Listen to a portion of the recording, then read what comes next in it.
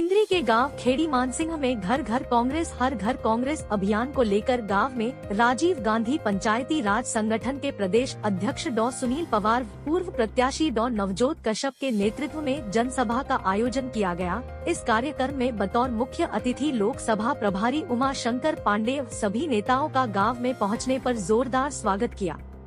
जनसभा में कांग्रेस पार्टी का संकल्प पत्र ग्रामीणों को पढ़कर सुनाया और ग्रामीणों को पोस्टर भी बांटे गए।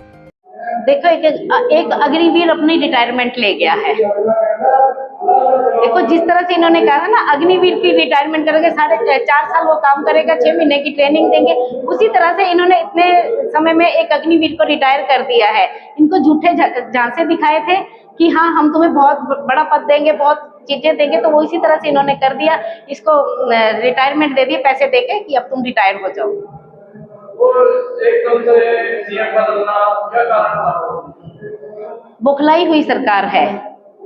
उन्हें पता है कि आने वाले समय में एक कांग्रेस पार्टी अपना वर्चस्व कायम करेगी, तो इसलिए उनको बौखलाए हुए अपने झूठे वादों को देखते हुए कि जिस तरह से कांग्रेस का संकल्प पत्र दिख रहा है उनको, और उनको लग रहा है कि आने वाला समय कांग्रेस पार्टी का समय है, तो ये बौखलाई हुई सरकार एकदम से हेर फेर कर रही है कि शायद लोगों को आकर्षित किया जाए, वोट बैंक को आकर्षित किया, जात पात के नाम पे लोगों को बरगला लिया जाए, जैसे किसी को ताना घेरते वो स्थिति कर रखी है इन्होंने कि शायद हम बीसी वर्ग को अपनी तरफ खींच पाए। ऐसा नहीं होगा।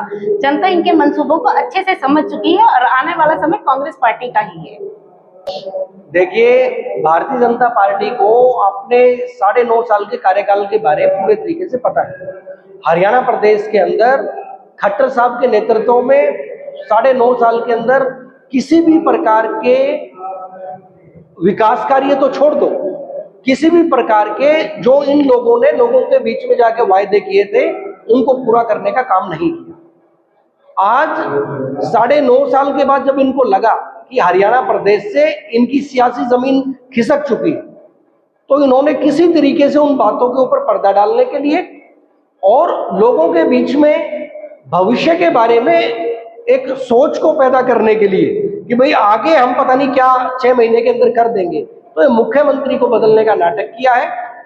आज भारतीय जनता पार्टी के बारे में इस मुल्क के हर लोग को पता है कि पूरे देश की जब बारी आती है तो इस देश को हिंदू और मुसलमान के नाम पे माइनॉरिटी और दूसरे माइनॉरिटी और हिंदुत्व के नाम पर बांट के इस देश के अंदर अलग अलग जगह पर पोलराइजेशन करने का काम करती है ताकि एक बड़ा धड़ा इनके पक्ष में मतदान करे।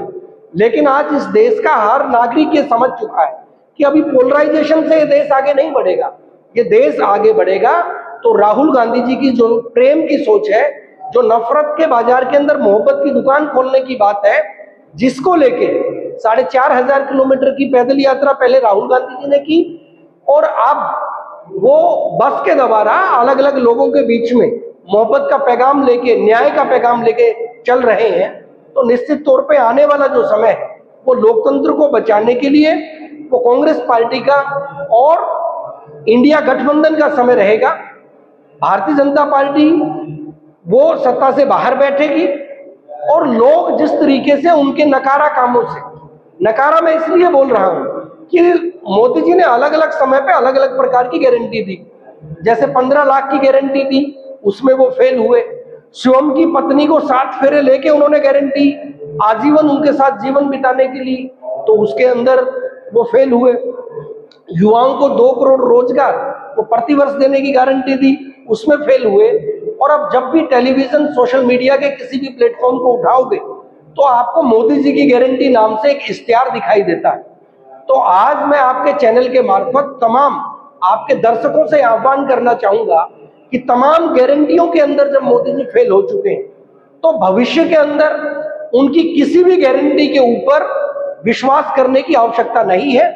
ये झूठे लोग हैं, झूठ की राजनीति करते हैं, तो इन लोगों को 2024 के चुनाव में भारी बहुमत कांग्रेस के पक्ष में लेके आके ज्यादा से ज्यादा वोटें कांग्रेस को देके भारतीय जनता पार्टी के हर कैंडिडेट को हराने का काम करें ताकि इस देश का लोकतंत्र, इस देश का संविधान वो जिंदा रह सके। देखिए, भारतीय जनता पार्टी सिर्फ षड्यंत्र, ड्रामे और मुद्दों से ध्यान भटकाने का काम करती है। इनकी जितनी भी तालियां बची हैं वो भी सारी की सारी लोग अभी उठा के बाहर फेंक देंगे।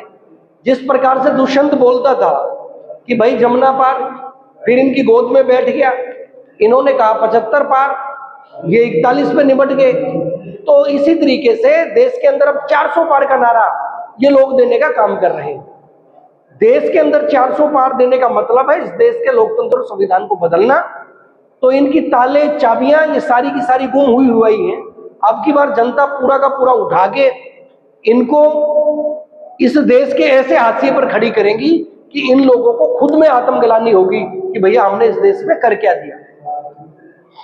इंद्री से मेनपाल कश्यप की रिपोर्ट, कैमरामैन युगमार्ग टीवी।